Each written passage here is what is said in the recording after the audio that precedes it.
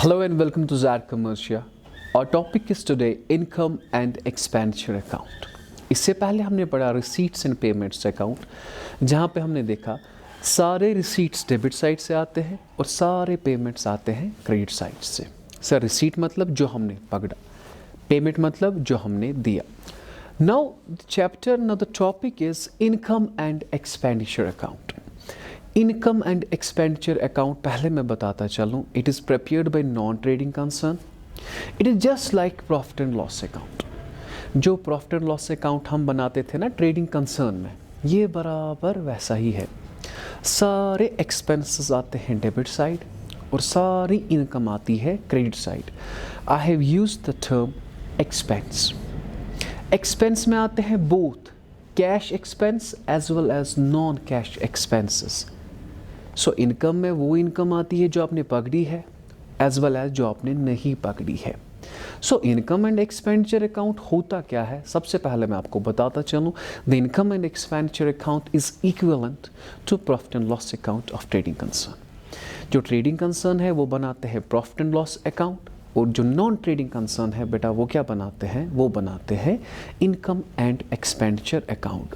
और थोड़ा क्रैक्स में बताता हूँ, इनकम एंड एक्सपेंडिचर अकाउंट में आता क्या है, यहाँ पे आते हैं सारे एक्सपेंसेस और सारी incomes as compare to receipt and payment account. अगर आप वहाँ पे पैसा पकड़ते हो वही रिकॉर्ड होता है, अगर पैसा देते हो वही रिकॉर्ड होता है. यहाँ पे ऐसा नहीं है.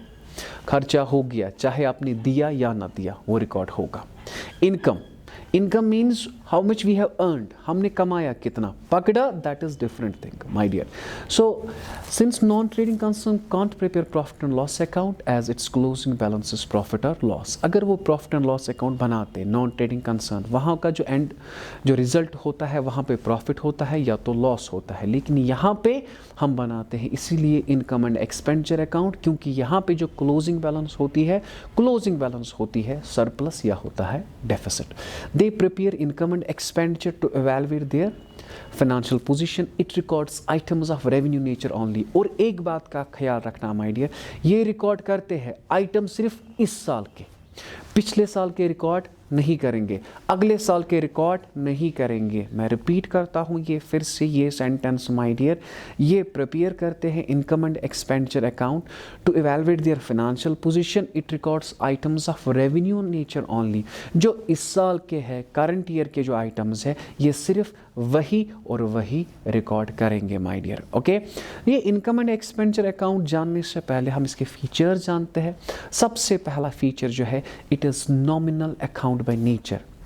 Debit all expenses and losses, credit all incomes and gains. अगर हमारे खर्चे हैं वो डेबिट साइड से, अगर हमारी इनकम्स है वो क्रेडिट साइड से. तो मैंने क्या कहा, it is nominal account by nature. पहला पॉइंट है. It records items of revenue nature only. ये सिर्फ इस साल के रिकॉर्ड आइटम करता है, पिछले साल के नहीं, अगले साल के नहीं. So capital receipts and payments are not recorded in it. For example, so you bought a building, it won't be recorded because it is not expense, it's expenditure my dear. So इस साल के item में record करेगा, इस साल के. okay, so the next is it records all expenses and losses on its debit side. जो भी expense और losses है ये डेबिट साइड से दिखाता है. रिसीट एंड पेमेंट में कहाँ से दिखाते थे, क्रेडिट साइड, क्योंकि पेमेंट था ना credit side. It records all expenses and losses on its debit side and all incomes and gains on credit side. Okay my dear. Okay, it does not record items which are not related to current period. ये वो item record नहीं करता है जो इस साल के नहीं होंगे. It means only current year is considered. सिर्फ यही साल होता है consider. Okay my dear. Now it also records non-cash items like depreciation. बेटा depreciation is a non-cash expense my dear, वहाँ पे outflow of money नहीं होता है, लेकिन ये वो भी रिकॉर्ड करता है. बैड डेट्स ये वो भी रिकॉर्ड करता है. रिसीट एंड पेमेंट अकाउंट ये आइटम्स रिकॉर्ड नहीं करता था because it is not payment. So most important point is जो इनकम एंड एक्सपेंडिचर अकाउंट है बेटा, ये नॉन कैश आइटम्स भी रिकॉर्ड करता है. ओके, अगर क्रेडिट साइड बड़ा हो डेबिट साइड से, then the result is surplus. अगर नहीं then the result is deficit. यहाँ पे क्लोजिंग बैलेंस प्रॉफिट और लॉस नहीं होता है, बल्कि क्लोजिंग बैलेंस क्या होता है माय डियर, ईदर सरप्लस और डेफिसिट। ओके माय डियर, अगर आपको कोई क्वेश्चन आएगा, next question, difference between the receipt and payment account and income and expenditure account, थोड़ा बहुत मैं दिखाता हूँ। सबसे पहले receipt and payment account it's real account पे nature, income and expenditure it's nominal account पे नेचर, ठीक है। और receipt and payment account it is similar to cash book, और ये जो इनकम एंड एक्सपेंडिचर है it is similar to profit and loss account.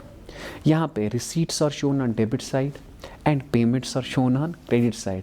यहाँ पे expenses shown on debit side and income shown on credit side. और जो receipt and payment account है it records both capital and revenue items, पिछले साल के, इस साल के भी, अगले साल के भी। लेकिन जो इनकम एंड एक्सपेंडिचर है it records only revenue items.